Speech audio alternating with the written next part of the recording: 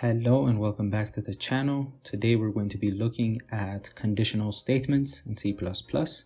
In specific, in this video, we're going to be looking at the if statement. So when we want to make decisions in our code, we use if statements.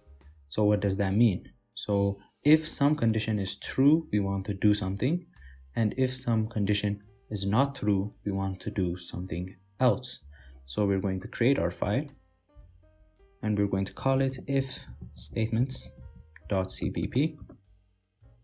Then here we're going to put in the format of an if statement. So to create an if statement, we're going to have if followed by the condition. Then we're going to have a certain piece of code. Then we can also have an optional else statement, and we're going to have a certain piece of code in there. So how does this work? So when the condition inside the if statement is true, everything inside the if statement is executed. And if the condition is not true, then everything inside the else statement is executed. So if you have multiple conditions, let's say you had more than one condition, you can use multiple if statement using the keyword else if followed by a certain condition. So what does this mean? So it's going to check the first if condition. If that is not true, it's going to go to the second condition. And if that is also not true, then finally it goes to the else statement.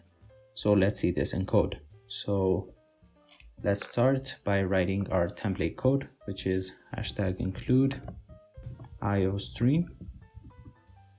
And we're going to have our main function. And inside here, let's initialize a variable called temp, and let's set it equal to 10. So now we can start writing our if statement. So we're going to say if temp is less than 10, we want to execute a certain piece of code. In this case, we want to print out code followed by a new line. And we shouldn't forget the semicolon. Then we're going to also have an else statement, which is going to print out not code followed by a new line. So in this case, since temp is equal to 10, that means it is not less than 10. So it's going to go to the else statement and it's going to print not cold. So we can check this by saving our file and going to the terminal. We're going to have G++ followed by the file name if statements.cpp. No errors. We're going to run it using /a.